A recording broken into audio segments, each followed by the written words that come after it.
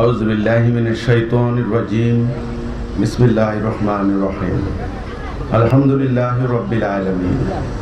সবাইকে হিজবুত তাওহীদ আন্দোলনের পক্ষ থেকে জানাই সালাম। আসসালামু আলাইকুম ওয়া রাহমাতুল্লাহি ওয়া বারাকাতুহু।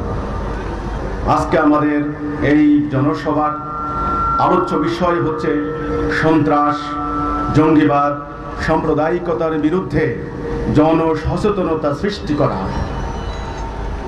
তিনটি বিষয়ের ফলাফল যদিও এক, মানুষের ক্ষতি, মানবতার বিপর্যয়। আমি সন্ত্রাস সম্পর্কে এই কথাটি বলার জন্য সন্ত্রাস বিরোধী আইন, বাংলাদেশ সরকার যে আইন করেছেন, আমি সেই বইটা নিয়ে এসেছি। এই বইটি সাধারণত উকিলরা আদালতে উপস্থাপন করেন মামলা মোকাবেলার জন্য। আমি চ্যালেঞ্জ দিতে পারি, বাংলাদেশে কোন জনগণের মধ্যে এই আইন সম্পর্কে সচেতন করার জন্য কোন আন্দোলন উদ্যোগ নেয় নাই, একমাত্র আমি নিয়েছি। আইন রচনা করা হয়, বইয়ের পাতায় আইন থাকে, জনগণ জানবে না। জনগণকে জানতে হবে আইন কাকে বলে, আইনের ভাষায় কি বলা আছে।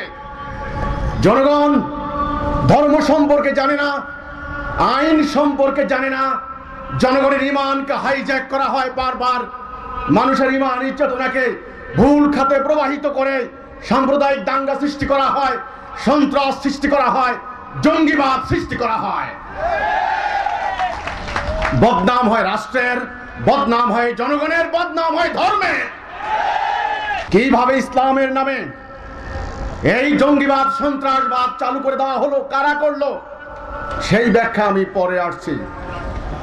আমি সন্ত্রাস সম্পর্কে যে কথাটি বলতে চাই, এখানে সংজ্ঞা, কেউ বাংলাদেশের অখণ্ডতা, সংহতি, নিরাপত্তা বা সার্বভৌমত্ব বিপন্ন করিবার জন্য জনসাধারণ বা জনসাধারণের কোনো একটা অংশের মধ্যে আতঙ্ক সৃষ্টির মাধ্যমে সরকার বা অন্য কোনো ব্যক্তিকে কোনো কার্য করিতে বা করা হইতে বিরত রাখিতে বাধ্য করিবার উদ্দেশ্যে ক কোনো ব্যক্তিকে হত্যা, গুরুতর আঘাত, আটক বা অপহরণ করিলে বা কোনো ব্যক্তির কোনো সম্পত্তির ক্ষতি সাধন করিলে, অথবা খ দফা ক এর উদ্দেশ্য সাধন কল্পে কোনো বিস্ফোরক দ্রব্য, দাহ্য বস্তু, আগ্নেয়াস্ত্র বা অন্য কোনো প্রকার রাসায়নিক দ্রব্য ব্যবহার করিলে বা নিজ দখলে রাখিলে তিনি সন্ত্রাসী কার্য সংগঠনের অপরাধ করিবেন। সন্ত্রাসের সংজ্ঞাগুলি কি আপনারা পেয়েছেন? এখানে কোনো ধর্মের কথা আছে, দলের কথা আছে, সরকারি দল, বিরোধী দল, আলেম ওলামা, আস্তিক নাস্তিক কোন শব্দ আছে এখানে? যারাই জানমালের ক্ষতি করার জন্য আগ্নেয়াস্ত্র বহন করবে, মানুষের ক্ষতি করবে, তারাই সন্ত্রাসী। এই আইন, বাংলাদেশের এই সন্ত্রাস বিরোধী আইন শুধু এমনি এমনি তৈরি করা হয় নাই, আন্তর্জাতিক সমস্ত আইনকে অনুসরণ করা হয়েছে। আমি আইনকে শ্রদ্ধা করি, আইনকে অনুসরণ করি, আমি আইনকে মান্য করি। তাহলে সংজ্ঞা মোতাবেক, ডেফিনেশন মোতাবেক কারা সন্ত্রাসী, কারা সন্ত্রাস সৃষ্টি করছে সমস্ত দুনিয়াময়, সংজ্ঞা মোতাবেক যদি এই সন্ত্রাসী কার্য হয়ে থাকে, তাহলে আমেরিকার সংজ্ঞার বাহিরে নয়, মিয়ানমারের সরকার এই সংজ্ঞার বাহিরে নয়, গণতান্ত্রিক দল সংজ্ঞার বাহিরে নয়, ইসলামপন্থী দল ওই সংজ্ঞার বাহিরে নয়। কি উন্নত, কি অনুন্নত, কি উন্নয়নশীল, কি ধনী, কি দরিদ্র, খালি ইসলামের নামে করলে সন্ত্রাস আর গণতন্ত্রের নামে করলে সন্ত্রাস হবে না। আমরা যখন অন্ধ হয়ে গিয়েছি, ন্যায় অন্যায়, সত্য মিথ্যা আমাদের কাছে আজ সমান হয়ে গিয়েছে। দুনিয়া চলছে দুর্বলের উপরে সবলের অত্যাচার। এখানে যে দুর্বল তার উপরে সবাই মিলে অত্যাচার চালায়। এই অন্যায়ের নাম জাহিলিয়াত। আমরা এই অন্যায়ের প্রতিবাদ করি, এটার নাম হলো ঈমান, লা ইলাহা ইল্লাল্লাহ। আমরা মুসলমানরা, আমরা ছিলাম এক জাতি, আমাদের একজন রাসূল, আমাদের একটা কিতাব, আমরা উম্মতে মুহাম্মাদি, আমাদের এই মুসলমান জাতির মধ্যে এই সন্ত্রাসবাদের আমদানি কারা করলো? ইসলাম কি আমাদেরকে এই সন্ত্রাসবাদ শিক্ষা দিয়েছে? না বললে হবে না। তাহলে ইসলাম কি শিক্ষা দিয়েছে? 2 নাম্বার পয়েন্ট, জঙ্গিবাদ। আমি সন্ত্রাসবাদ নিয়ে বললাম, আশা করি আপনারা বুঝেছেন সংজ্ঞা মোতাবেক সন্ত্রাস কি জিনিস। 2 নাম্বার, জঙ্গিবাদ। এই জঙ্গিবাদ শব্দটি এই উপমহাদেশে চলে। আফগানিস্তান, ভারত, পাকিস্তান, ইরান, বাংলাদেশ, আমার মনে হয় এর বাহিরে জঙ্গিবাদ শব্দের সঙ্গে মানুষ পরিচিত নন। এটা ইসলামের সঙ্গে লাগিয়ে দেওয়া হয়েছে কেন? কিভাবে জঙ্গিবাদ ইসলামের সঙ্গে সংযুক্ত হলো? কারা করলো? জং শব্দের অর্থ হলো যুদ্ধ। জঙ্গি মানে হলো যারা যুদ্ধ করে তারা হচ্ছে জঙ্গি। আর এই যুদ্ধ উন্মাদনা সৃষ্টি করে দিয়ে মানুষের সমাজে অশান্তি সৃষ্টি করার নামই হলো জঙ্গিবাদ। এখন বলুন, বিশ্বে এই মুহূর্তে যুদ্ধ কে করছে? সবাই তো করছে। মুসলমানদের নাম দিয়ে দেওয়া হলো জঙ্গিবাদ। তারা সৃষ্টি করলো। এই জঙ্গিবাদ কোত্থেকে আমদানি হলো? কারা একে প্রমোট করছে? অর্থ দিয়ে, অস্ত্র দিয়ে, গোয়েন্দা তথ্য দিয়ে জঙ্গিবাদকে দুনিয়াময় চালু করে দিয়েছে কারা? এটা কি আমার ইসলাম থেকে সৃষ্টি হয়েছে? আমার রাসূল এই সন্ত্রাসী কর্মকাণ্ড শিক্ষা দিয়েছেন? নো, না বললে হবে না। ইসলামের নামে এখন এটা চালু করে দেওয়া হয়েছে। দুনিয়াময় প্রচারণা চলছে, মুসলমান জঙ্গি, মুসলমান সন্ত্রাসী, মুসলমান খারাপ, মুসলমান অসভ্য, দুনিয়াময় চলছে। আপনি না বললে হবে না। কাজেই হাঁটা কি হবে? 3 নাম্বার পয়েন্ট, সাম্প্রদায়িকতা।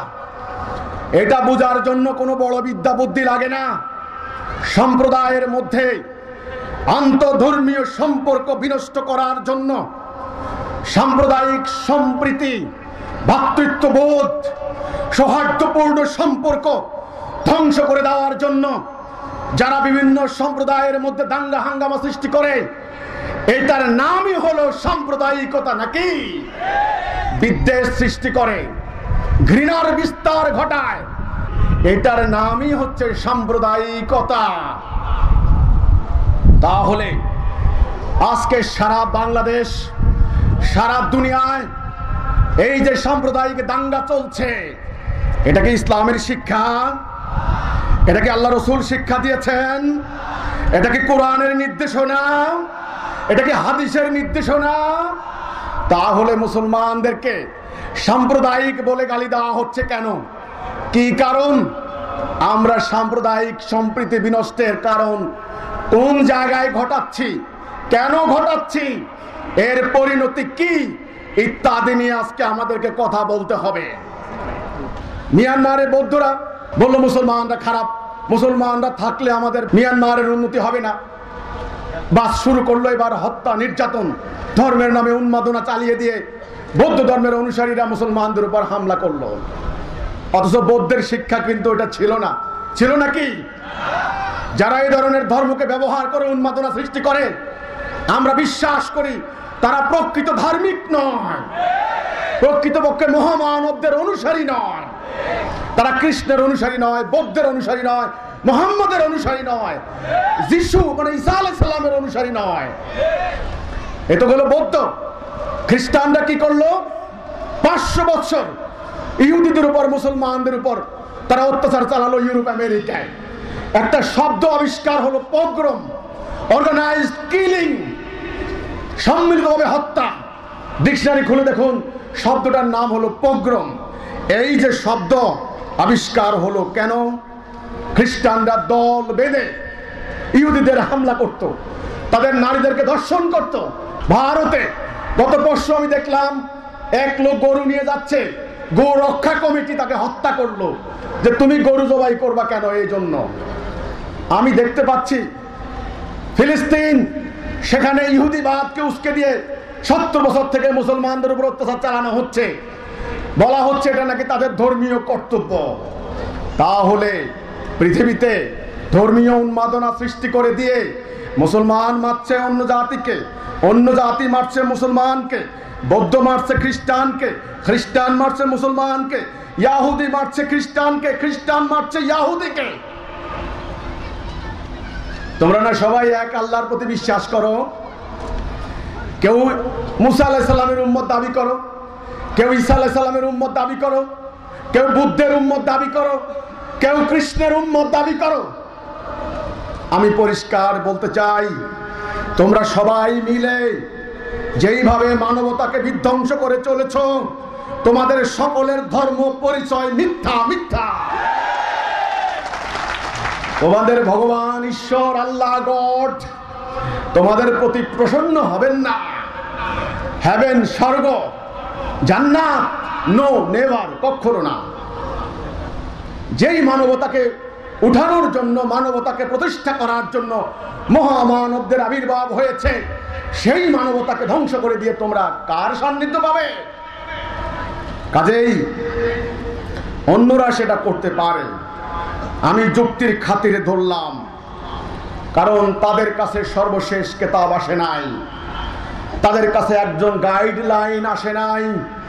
তাদের কারো কারো ধর্ম হাজার হাজার বছরের প্রাচীন, কোনোটা লক্ষ লক্ষ বছরের প্রাচীন।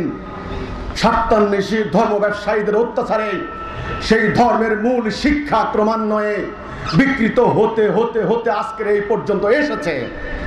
কিন্তু মুসলমান কি করে সন্ত্রাসী হয়?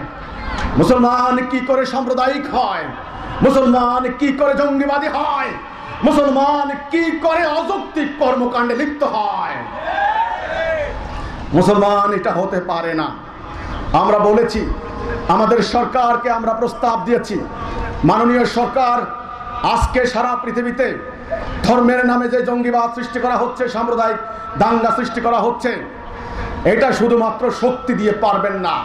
শক্তি লাগবে, শক্তির পাশাপাশি একটা আদর্শ লাগবে। সেটা কোন আদর্শ? এমন একটা আদর্শ, যেই আদর্শ অধিকাংশ ধর্মবিশ্বাসী মানুষকে বুঝাতে হবে কোনটা ধর্ম, কোনটা অধর্ম, কোনটা আল্লাহ রসুলের নির্দেশ, কোনটা আল্লাহ রসুলের নিষেধ, কোনটা সওয়াবের কাজ, কোনটা গুনাহের কাজ, কোনটা করলে পরকালে মুক্তি পাবে, কোনটা করলে পরকালে জাহান্নামে যেতে হবে। এই জ্ঞান মানুষকে দিতে হবে। ধর্মকে অস্বীকার করতে পারবেন না। গত কয়েক শতাব্দী ধরে ধর্মবিশ্বাসকে মুছে ফেলানোর জন্য বহু চেষ্টা করা হয়েছে। মানুষের ভিতর থেকে আল্লাহর প্রতি বিশ্বাস, রসুলের প্রতি বিশ্বাস ভুলিয়ে দেওয়ার জন্য চেষ্টা করা হয়েছে, কিন্তু ব্যর্থ হয়েছে তারা। কাজেই এক নাম্বার রাস্তা বন্ধ, মানুষের ঈমানকে ভুলাই দিতে পারবেন না। দুই নাম্বার, অবজ্ঞা করতে পারবেন না। কি রকম অবজ্ঞা? ইদানিং এক শ্রেণীর শিক্ষিত লোক গজিয়েছেন, বলে কি, এই ধর্ম, এই ধর্ম টর্ম এগুলি খুব খারাপ, এগুলি খুব নিম্ন শ্রেণীর চিন্তা ভাবনা। আধুনিক জ্ঞান বিজ্ঞানে সমৃদ্ধ মানুষ ধর্ম নিয়ে চিন্তা করে না মিয়া। ধর্ম করো, বুড়ো হলে ধর্ম করো। ধর্মবাদ মানে ধর্মকে অবজ্ঞা করে ফেলে রাখতে পারবেন না। ফল কি হবে জানেন? ওই যে মোড়ায় মোড়ে, পাড়ায় পাড়ায়, মহল্লায় মহল্লায় ধর্ম ব্যবসায়ী শ্রেণী মানুষের ঈমানকে হাইজ্যাক করে নিয়ে জাতি বিনাশী কর্মকাণ্ড ঘটাবে। তখন কি করবেন? হাজার হাজার আইন শৃঙ্খলা বাহিনী নিয়োগ করেও পারবেন না।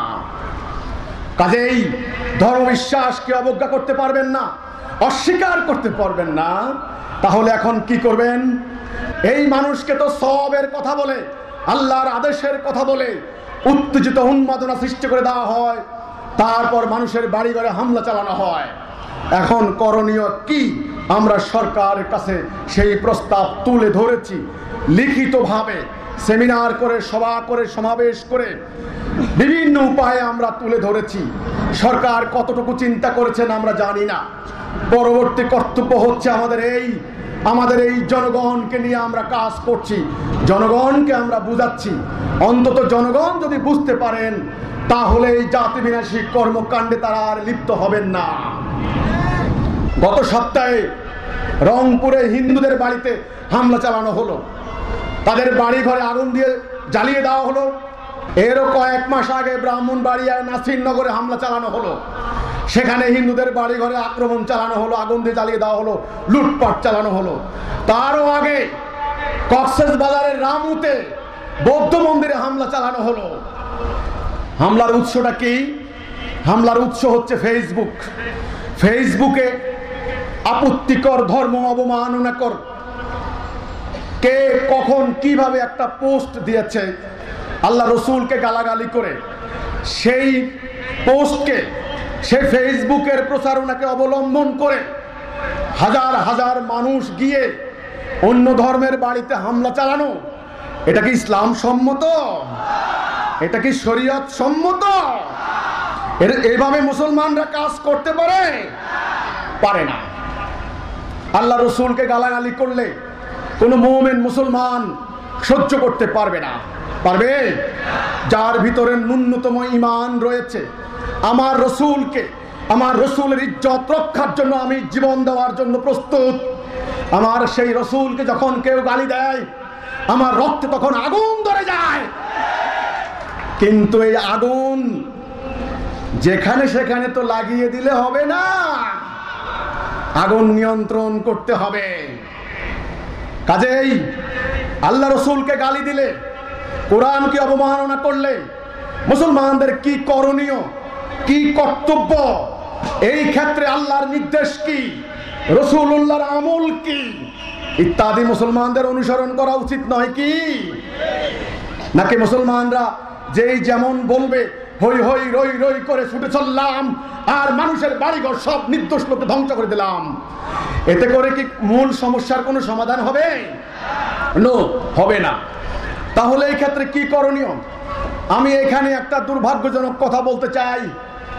আজ আমরা মুসলমানরা এখানে এসে দাঁড়িয়েছি, আমাদের একটা জাতি ছিল, আমাদের একজন রসুল, রসুল চলে যাওয়ার পর জাতি একটা ছিলাম আমরা, আমাদের একটা নির্দেশনা ছিল, একটা গাইডলাইন ছিল। আমরা সেই জাতি বিগত 1300 বৎসর কাল পরিক্রমায় বিকৃত হতে হতে আজ চূড়ান্ত বিকৃত অবস্থায় এসে দাঁড়িয়েছি। আমাদের আজ এক জাতি নাই, আমাদের আজ একটা সিদ্ধান্ত নাই। ধর্মের ব্যাপারে, বৈষয়িক ব্যাপারে, সমাজের ব্যাপারে, পারিবারিক ব্যাপারে কে সিদ্ধান্ত দেবে? মুসলমান কার সিদ্ধান্ত মানবে? শিয়া মানে না সুন্নিকে, সুন্নি মানে না শিয়াকে, অমুক পীর মানেন না তমুক পীরকে, তমুক পীর মানেন না অমুক পীরকে, কাউমিরা মানেন না আলিয়াকে, আলিয়া মানেন না কাউমিকে। কে মানাবে? কে নির্দেশ দিবে?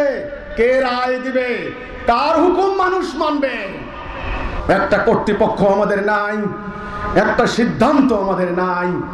আমাদের ঈমানগুলিকে হাইজ্যাক করে নিয়ে যেইভাবে পাচ্ছে সেইভাবে অপপ্রয়োগ করছে, জাতি বিনাশী কর্মকাণ্ড ঘটাচ্ছে, ব্যক্তি স্বার্থ উদ্ধার করছে, গোষ্ঠী স্বার্থ উদ্ধার করছে, রাজনৈতিক স্বার্থ উদ্ধার করছে। মধ্যখানে আল্লাহর বদনাম, রসুলের বদনাম, মুসলমানের বদনাম, কিতাবের বদনাম। এখন কি করণীয়? কি করবেন এখন মুসলমান? এই সিদ্ধান্ত মুসলমানদেরকে নিতে হবে। সারা দুনিয়া জোড়া মুসলমানদের বিরুদ্ধে একটা প্রোপাগান্ডা চালিয়ে দেওয়া হয়েছে সম্মিলিতভাবে।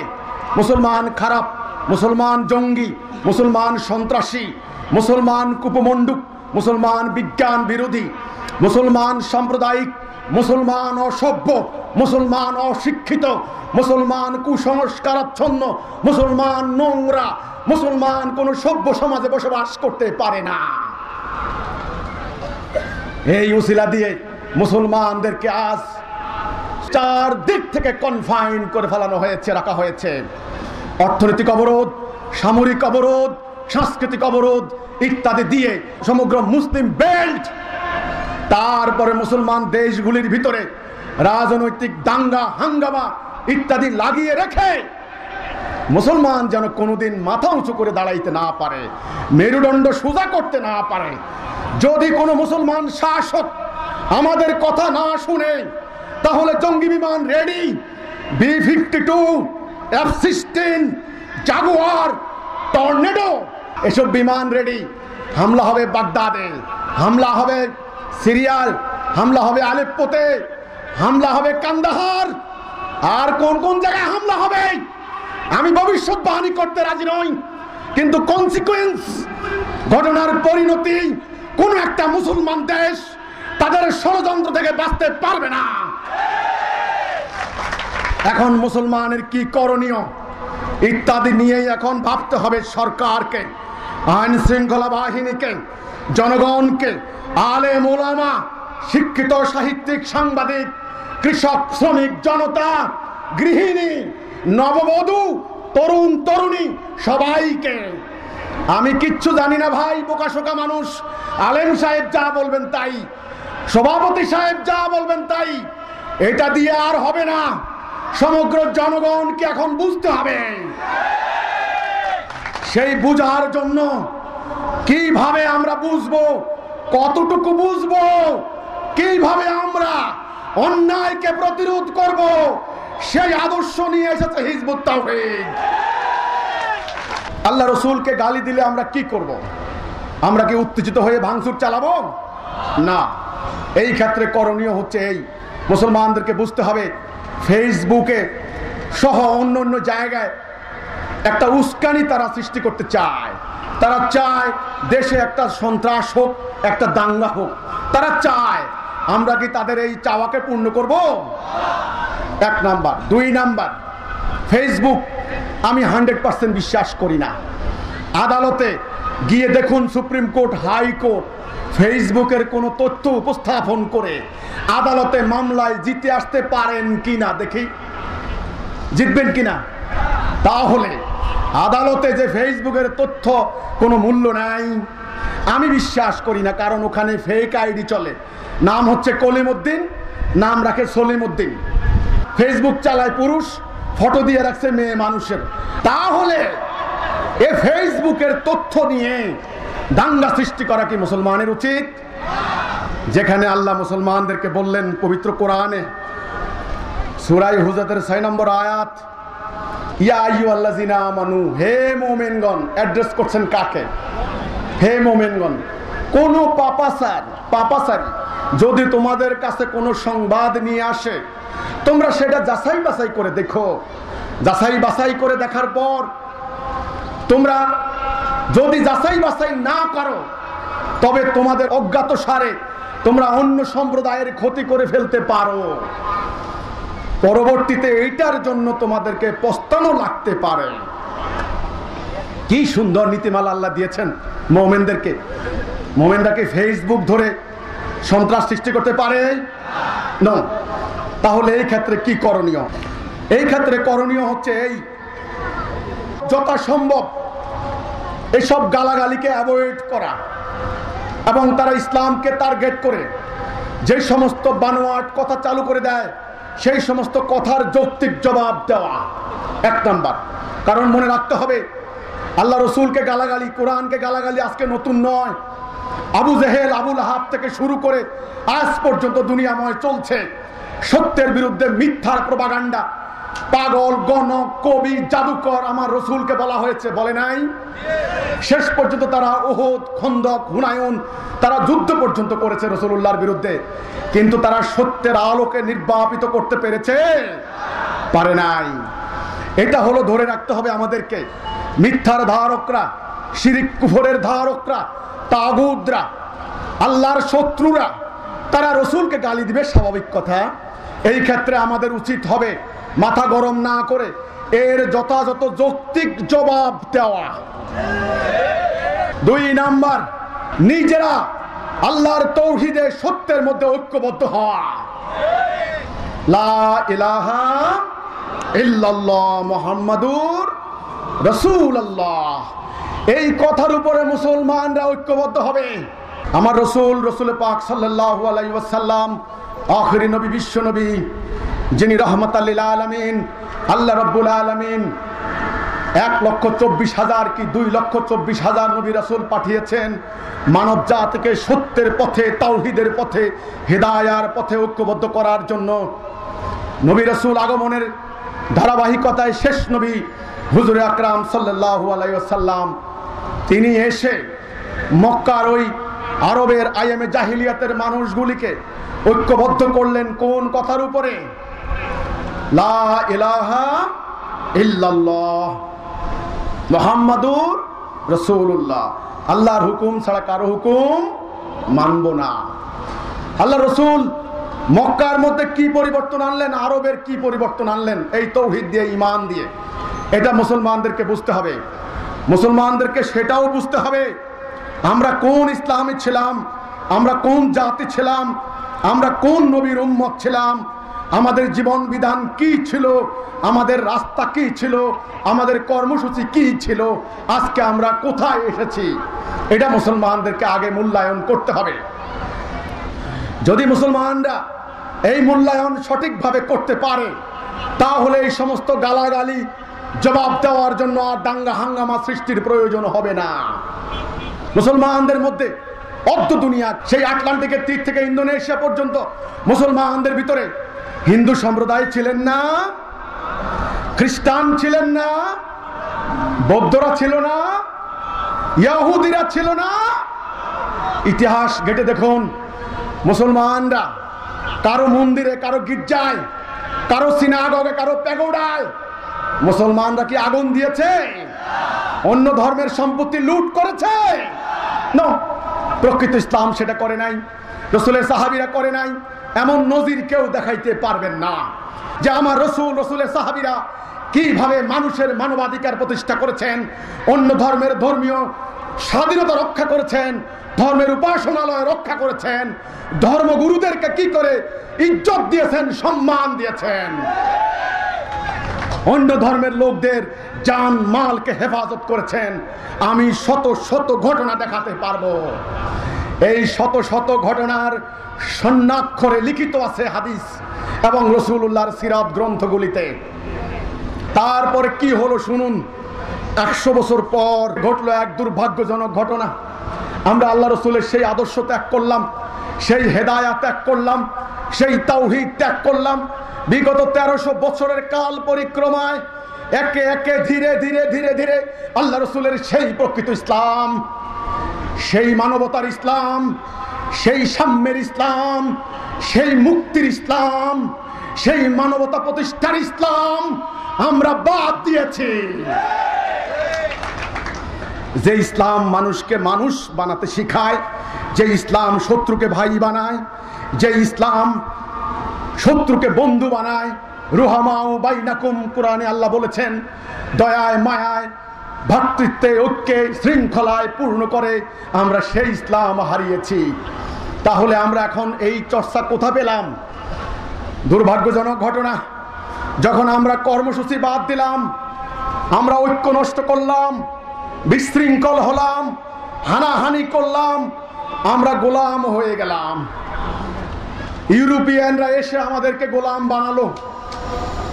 তারা একটা বিকৃত শিক্ষা ব্যবস্থা প্রবর্তন করলো। তারা ষড়যন্ত্র করে একটা বিকৃত ইসলাম আমাদেরকে শিক্ষা দিল, যেখানে সাম্প্রদায়িক দাঙ্গাকে উস্কানি দেওয়া হয়। কিন্তু আল্লাহ রসুলের ইসলাম সেটা ছিল না। আমরা মুসলমানরা যথেষ্ট আমরা অনৈক্য করেছি, ছোট্ট খাট্ট জায়েজ না জায়েজ বিষয় নিয়ে, সুন্নত নফল নিয়ে অনেক মারামারি করেছি। আর না, নবী করিম সাল্লাল্লাহু আলাইহি ওয়াসাল্লাম নূরের তৈরি নাকি মাটির তৈরি, দোয়াল্লিন হবে নাকি জোয়াল্লিন হবে, আল্লাহর আকার আছে নাকি নিরাকার ইত্যাদি, মাইকে আজান দেওয়া জায়েজ নাকি না জায়েজ ইত্যাদি ছোট্ট খাট্ট বহু বিষয় নিয়ে আমরা নিজেরা তর্ক বাহাস মারামারি করতে করতে দুর্বল হয়ে গিয়েছি।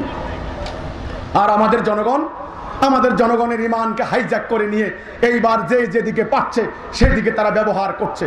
সাম্রাজ্যবাদীরা ব্যবহার করছে, জঙ্গিবাদ নামক ইস্যু সৃষ্টি করে দিয়ে কোরআনের আয়াত দেখানো হয়, হাদিস দেখানো হয়। তুমি মুসলমান, তুমি কিতাল করবে না, এই যে দেখো কিতালের আয়াত, ওখানে বোম মারো, বাস কিতাল করছে আল্লাহ সওয়াবের আশায়। কিন্তু কখন কিতাল হবে, কিভাবে হবে, কারা করবে, এই হুকুম কে দিতে পারে ইত্যাদি সামগ্রিক আকীদা আজকে মুসলমানদের মধ্যে জানা নেই। আমার কথা হচ্ছে, এই ফেসবুকের এই উসিলা ধরে তাণ্ডব সৃষ্টি করে দেওয়া মুসলমানদের ঠিক নয়, এটা উচিত হবে না। হিজবুত তাওহীদ আন্দোলন গত 22 বছর থেকে আমরা আন্দোলন করে যাচ্ছি, সম্পূর্ণ অরাজনৈতিক আন্দোলন। গত 22 বছর থেকে আমরা কোনো আইন ভঙ্গ করি নাই, আমরা কোনো অন্যায় করি নাই, আমরা নিঃস্বার্থভাবে মানবতার কল্যাণে এই জাতির মুক্তির জন্য আমরা সংগ্রাম করে যাচ্ছি। এই সংগ্রাম করা এটা একদিকে আমাদের যেমন মানবাধিকার, সাংবিধানিক অধিকার, একজন মুসলমান হিসেবে আমার এটা ঈমানি কর্তব্য। এই 22 বছর থেকে আন্দোলন পরিচালনার ক্ষেত্রে আমরা কি কি নীতিমালা নিয়েছি? 1 নাম্বার, আমাদের ইমামুজ্জামান পরিষ্কার বলে দিয়েছেন, তোমরা কোনরূপ আইন ভঙ্গ করবে না, অবৈধ অস্ত্রের সংস্পর্শে যাবে না। এটা আমাদের 1 নাম্বার নীতি। আমরা আইনকে অনুসরণ করে কাজ করব। 2 নাম্বার, তোমরা যখন আল্লাহ রসুলের কাজ করবে, আল্লাহর দ্বীনের কাজ করবে, তোমরা এই কাজ করবে নিঃস্বার্থভাবে মানবতার কল্যাণে, মানুষের মুক্তির জন্য। এটার সব নিবে তোমরা আল্লাহর কাছে পরকালে। কোনো মানুষের কাছ থেকে তোমরা কোনো স্বার্থ উদ্ধার করবে না। 3 নাম্বার, তোমরা কোনো অবৈধ উপায়ে রোজগার করবে না, কারণ যার শরীরের ভিতরে হারাম রোজগারের রক্ত রয়েছে তার ইবাদত আল্লাহ কবুল করেন না। আমার রসুল কষ্ট করেছেন, সাহাবায়ে কেরাম কষ্ট করেছেন, কিন্তু হারাম রোজগার করেন নাই, করেছেন? আমাদের ইমামুজ্জামান আমাদের নীতি ঠিক করে দিয়েছেন, তোমরা হারাম উপায়ে রোজগার করবে না। 3 নাম্বার। 4 নাম্বার, এই যে দুনিয়া জোড়া স্বার্থের রাজনীতি, ধান্দাবাজের রাজনীতি, হানাহানির রাজনীতি, এই রাজনীতি আল্লাহ রসুল শেখায় নাই। এটা আমার আল্লাহর নির্দেশনা নয়, এটা ব্রিটিশ সাম্রাজ্যবাদীদের শিক্ষা। এই স্বার্থের রাজনীতিতে তোমরা কোনোদিন সম্পৃক্ত হবে না।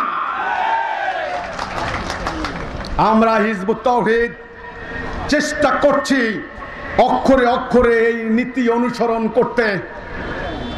তারপরে আমাদের কর্মসূচি কি? আমাদের আন্দোলনের কর্মসূচি, একটা আন্দোলন লক্ষ্যে পৌঁছতে হলে তার কর্মসূচি লাগে না? আমরা কি নিজের মস্তিষ্ক প্রসূত কর্মসূচি বানাবো? দিন দিলেন কে? হেদায়া দিলেন কে? আল্লাহ পবিত্র কোরআনে বললেন, সূরা ফাতহ 28, সূরা সাফ 9, সূরা তাওবা 33, হুয়াল্লাযী আরসালা রাসূলাহু বিল হুদা ওয়া দীনিল হক লিইয়ুযহিরাহু আলাদ দীনি কুল্লিহি ওয়া কাফা বিল্লাহি শাহীদা ওয়ালাউ কারিহাল মুশরিকুন। আমি আমার রাসূলকে হেদায়া এবং সত্য দিন দিয়ে পাঠিয়েছি এই জন্য যে অন্য সমস্ত দিনের উপর এটাকে বিজয়ী করেন, গালেব করেন, জাহের করেন। তাহলে হেদায়া লা ইলাহা ইল্লাল্লাহ মুহাম্মাদুর রাসূলুল্লাহ, এই তাওহীদের উপরে ভিত্তি করা দ্বীনুল হক। দিন কিন্তু 2 প্রকার, একটা হচ্ছে বাতিল দিন যেটা ইবলিস তৈরি করেছে, আর একটা হচ্ছে দ্বীনুল হক, সত্য দিন। আল্লাহ হক, আল্লাহ যে দিন দিলেন সেই দিনের নাম দ্বীনুল হক। এই দিন যারা অনুসরণ করবে সেই মানুষগুলি হবে হক, সত্যবাদী। এজন্যই সূরা হুজরাতের 15 নম্বর আয়াত আল্লাহ বললেন, উলাইকা হুমুস সাদিকুন, তারাই তো হলো সত্যনিষ্ঠ মুমিন। হক, আল্লাহ হক, তার দ্বীন হক। যেই সমাজে আল্লাহর দেওয়া এই দ্বীন প্রতিষ্ঠা হবে সেই সমাজ হক সমাজ, সত্যনিষ্ঠ সমাজ হবে, সত্যবাদী সমাজ হবে। এখানে মিথ্যা থাকবে না, এখানে প্রতারণা থাকবে না, এখানে সুদ ঘুষ থাকবে না, এখানে হানাহানি থাকবে না, শত্রুতা থাকবে না, সবাই হবে ভাই ভাই। এটাই তো হলো হকের প্রকাশ, নাকি? এই হেদায়া এবং সত্য দিন কে পাঠিয়েছেন? আল্লাহ রাব্বুল আলামিন। কার কাছে পাঠিয়েছেন? আখিরি নবী হুজুর আকরাম সাল্লাল্লাহু আলাইহি ওয়াসাল্লামের কাছে। আল্লাহ রাসূল সেই দিনটা আরবে প্রতিষ্ঠা করে দিয়ে একইভাবে এই দিনটা সমস্ত দুনিয়াময় প্রতিষ্ঠা করার দায়িত্ব আমাদের উপর কি দিয়ে যাননি? দিয়ে গিয়েছেন। কিভাবে প্রতিষ্ঠা করব সেটার জন্য একটা 5 দফার কর্মসূচি দিয়ে গেছেন। আল্লাহ রসুল বলেছেন, আমরুকুম বিখামসিন ওয়াল্লাহু আমারানি বিহিন্না। আল্লাহ আমাকে 5টি কাজের আদেশ দিয়েছেন, আমি তোমাদেরকে 5টি কাজের আদেশ দিয়ে যাচ্ছি। সেই 5 দফা কর্মসূচি সেই হাদিস আমাদের আন্দোলনের কর্মসূচি হিসেবে আমাদের ইমামুজ্জামান গ্রহণ করেছেন। 1 নাম্বার ঐক্যবদ্ধ হওয়া। কিসের উপর ঐক্যবদ্ধ হব? তাওহীদ, লা ইলাহা ইল্লাল্লাহ। এই তাওহীদ আমাকে জান্নাতে নেবে। আল্লাহ রাসূল বলেছেন, ইয়া আইয়ুহান নাস কুল লা ইলাহা ইল্লাল্লাহ তুফলিহুন। হে মানুষ, তোমরা বলো লা ইলাহা ইল্লাল্লাহ, তবেই তোমরা সাকসেসফুল হবে, ফালাহ হবে, সফল কাম হবে।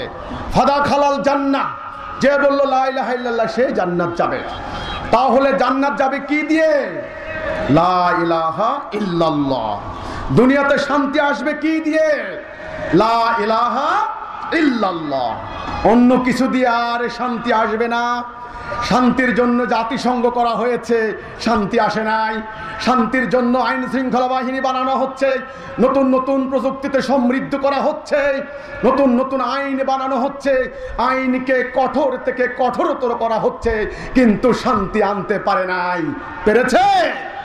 নো। মানুষের সৃষ্টিকর্তা কে? আল্লাহ। মানুষকে একদিন হাসরের দিন জবাবদিহি করতে হবে কার সামনে?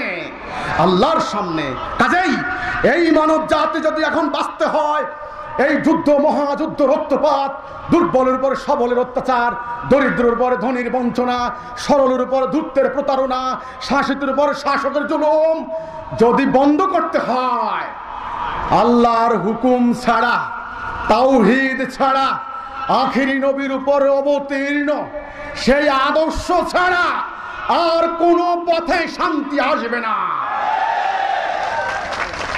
হিজবুত তাওহীদ 22 বছর একটা আন্দোলনকে যাচাই বাছাই করার জন্য, এই আন্দোলনটা কি রাষ্ট্রবিরোধী, সমাজ বিরোধী, মানবতা বিরোধী, ধর্ম বিরোধী, এটাকে যাচাই বাছাই করার জন্য এই আন্দোলনটা কি সত্যনিষ্ঠ, ন্যায়নিষ্ঠ, আইন মান্যকারী, উদার প্রকৃতির, বিজ্ঞান মনস্ক, এটা বুঝার জন্য কয় বছর লাগে?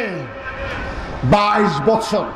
সরকারের কেন্দ্রীয় পর্যায় থেকে শুরু করে থানা লেভেল পর্যন্ত, সিআইডি, এসবি, এনএসআই, ডিজিএফআই, কোন গোয়েন্দা সংস্থা বাদ নাই। তন্ন তন্ন করে যাচাই বাছাই করেছেন। 5 শতাধিক তদন্ত প্রতিবেদন জমা দিয়েছেন আদালতে। এই প্রতিবেদনের বই আমি আনতে চেয়েছিলাম। আমি চ্যালেঞ্জ দিচ্ছি, বাংলার মাটিতে দ্বিতীয় কোনো আন্দোলন নাই যাদের ব্যাপারে আগা থেকে গোড়া পর্যন্ত, নেতা থেকে শুরু করে কর্মী পর্যন্ত এইভাবে তদন্ত হয়েছে। তারপরে এত সন্দেহ কেন? ওয়াই? সন্দেহ তারা সৃষ্টি করে দিয়েছে। ইসলামের কথা বলে, ইসলাম যে বলে সেই খারাপ। আরে মিয়া, ইসলাম মানে জঙ্গি। আজকে জঙ্গি না, কালকে তো জঙ্গি হতেও পারে। কাজেই সাবধান। অনুমতি দিবেন না, কাজ করার সুযোগ দিবেন না, তাহলে অসুবিধা আছে না। তাহলে ডাইন হাত বাম হাত এক হয়ে যেত, সাদা কালো এক হয়ে যেত। আমাদের সন্দেহ করার কোনো কারণ নাই। আর যে সমস্ত ভাইয়েরা বিভিন্ন ইসলামের নামে দল করছেন, মাদ্রাসায় পড়ে শিক্ষা অর্জন করছেন আলেম সাহেবরা, আমি আপনাদেরকে বিনীত অনুরোধ করব, আপনারা দয়া করে আমাদের ব্যাপারে মানুষের মধ্যে বিভ্রান্তি সৃষ্টি করবেন না। আমাদের আমলের ঘাটতি থাকতে পারে, আমি স্বীকার করি। আমাদের সুন্নত নফলের অনুসরণ করার ক্ষেত্রে ঘাটতি থাকতে পারে, আমি স্বীকার করছি। আমি আগেই বলেছি, যেখানে আমাদের তাওহীদ নাই, আমাদের আল্লাহর হুকুম নাই, আগে ফরজ, আগে যেটা বাধ্যতামূলক সেইটা প্রতিষ্ঠা করার জন্য, আমার জাতিকে ঐক্যবদ্ধ করার জন্য, জঙ্গিবাদ সন্ত্রাসবাদের বিরুদ্ধে আমরা মাঠে নেমেছি। আমাদের এই কাজ আপনাদের দৃষ্টিতে এটা কি সওয়াবের কাজ নয়? সিদ্ধান্ত নিতে কষ্ট হয়। এটা তো ইসলাম না। ইসলামের সিদ্ধান্ত নেওয়া সহজ, কোনটা করব কোনটা করব না, এই সিদ্ধান্তহীনতায় আমরা ভুগেছি। এজন্য 1971 সালে সমস্ত আলেমরা আমরা ঐক্যবদ্ধ হতে পারি নাই। আমরা কি পাকিস্তানিদেরকে বিরোধিতা করব না সহযোগিতা করব? এজন্য কেউ সহযোগিতা করেছে, কেউ বিরোধিতা করেছে। আজ পর্যন্ত যারা অনেক মুক্তিযুদ্ধকে আমি শুনেছি, এই আলেমদেরকে বলে এরা হচ্ছে মুক্তিযুদ্ধের বিরোধী শক্তি। কেন? একথা বলবে কেন? জঙ্গিবাদ যখন সৃষ্টি হলো, আমি কিছু কিছু পত্রিকায় দেখেছি জঙ্গিবাদ শব্দটা লেখে না, অন্য শব্দ লেখে, ঘুরে ঘুরে লেখে। অনেক জায়গায় দেখেছি জঙ্গিবাদের বিরুদ্ধে কথা বলে না। তাহলে আপনারা ন্যায় অন্যায় স্পষ্ট করুন, অন্যায়ের বিরুদ্ধে দাঁড়ান, এটা ইসলাম। কিন্তু এই কথা বলবেন না। কথা ভালো, মতলব খারাপ। কি খারাপ দেখছেন মতলবের? কি করেছি?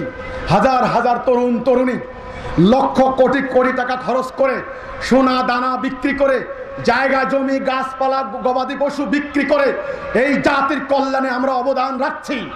অর্থনৈতিক হিসাবে কয় হাজার কোটি টাকা আমাদেরকে দিবেন। জাতির কল্যাণে এইরকম অবদান আপনারা কেউ দেখাতে পারবেন? এমন একজন মানুষের অনুপ্রেরণায় অনুপ্রাণিত হয়েছি আমরা, এমন একজন মানুষের উদ্দীপনায় উদ্দীপ্ত হয়েছি। আজ আমরা স্বার্থপরতা ত্যাগ করে আমরা আমার মাটির জন্য, আমার মানুষের জন্য, আমার ধর্মের জন্য আমরা নেমে পড়েছি। আমাদের এই তরুণ তরুণীগুলি কেউ অপরাজনীতিতে লিপ্ত হতে পারতো না, কেউ জঙ্গিবাদের দিকে পা বাড়াতে পারতো না, কেউ অবৈধ অস্ত্রের ব্যবসা করতে পারত, কেউ মাদক দ্রব্যের ব্যবসা করতে পারত, কেউ কিছু না করে স্বার্থপরের মতো ঘরের দরজা বন্ধ করে ঘুমাতো। কিন্তু আজ তারা বেরিয়ে পড়েছে। আজকে তারা বজ্র মুষ্টি আসমানের দিকে উঠিয়ে শপথ করছে, হে সাম্রাজ্যবাদী পরাশক্তি, তোমাদের থাকতে পারে জঙ্গি বিমান, তোমাদের থাকতে পারে অ্যাটম বোম, আমাদের রয়েছেন আল্লাহ রাব্বুল আলামিন। তোমরা সাবধান, আমার বাংলার মাটির দিকে তোমরা দৃষ্টি নিক্ষেপ করো না। প্রয়োজনে আমরা জীবন দেব, তবু এই মাটিকে সিরিয়া, ইরাক, আফগানিস্তান হতে দেব না। এটা আমাদের মুখের কথা নয়, এটা আমাদের আত্মার কথা। এই কথা, এই শপথ আপনারা কয়জন করেছেন? আপনারা সাধারণ জনগণের মধ্যে আমার বিরুদ্ধে, আমার মহামান্য ইমামুজ্জামানের বিরুদ্ধে, আমার কর্মী বাহিনীর বিরুদ্ধে খ্রিস্টান ফতোয়া দিয়ে জনগণের মধ্যে উন্মাদনা সৃষ্টি করবেন না। আমরা খ্রিস্টান নই, আমরা মুমিন, আমরা উম্মতে মুহাম্মদী, আমরা দেশপ্রেমিক, আমরা মানবতাবাদী, আমরা আল্লাহর বান্দা। এই কথা তো আজকে মুখে বললাম, তাই না? কাজে প্রমাণ দেব, তবে আমি মুমিন, না হলে মুমিন না, মুনাফিক। কেন এত সত্যনিষ্ঠ একটা আন্দোলনকে এইভাবে প্রতিবন্ধকতা সৃষ্টি করার মানে কি? দোয়া করতে পারেন না, সহযোগিতা করতে পারেন না, ভুল ভ্রান্তি হলে ধরিয়ে দিতে পারেন না, কল্যাণকামী হতে পারেন না। মুসলমানকে দেখতে পারে না, কেউ সাহস করে সামনে এগিয়ে গেলে তাকে এগিয়ে দেবেন না, 10 জন পিছন থেকে টেনে ধরে। মুসলমানদের মায়ের খাওয়ার কারণ এখানে। আমরা পরিষ্কার বলেছি, একটা সঠিক আদর্শ লাগবে, সেই আদর্শ নিয়ে আমরা মাঠে নেমেছি। আমরা আপনাদের দোয়া চাই, অনুপ্রেরণা চাই, আপনারা আমাদের জন্য দোয়া করুন। এই অন্যায়ের বিরুদ্ধে আমরা নেমেছি। আজ কঠিন বিপদে পড়েছে মানব জাতি, কঠিন বিপদে পড়েছে আমার বাঙালি জাতি, কঠিন বিপদে পড়েছে মুসলমান নামক জাতি। সমগ্র জাতিকে, হিন্দু, বৌদ্ধ, খ্রিস্টান, ইহুদি সবাইকে রক্ষা করতে হলে একটাই করণীয়, আল্লাহর হুকুম তাওহীদে ঐক্যবদ্ধ হতে হবে। যাবতীয় অন্যায়ের বিরুদ্ধে সমগ্র দল মত নির্বিশেষে ছোট্ট খাট্ট বিষয়গুলিকে ভুলে গিয়ে এখন একটা মঞ্চে ঐক্যবদ্ধ হতে হবে।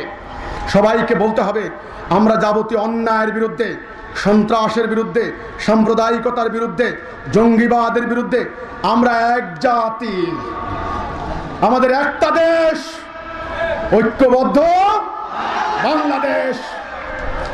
হিজবুত তাওহীদ আন্দোলনের পক্ষ থেকে সবাইকে আমি সালাম জানাচ্ছি। সবাই আমাদের জন্য দোয়া করবেন। আল্লাহ হাফেজ।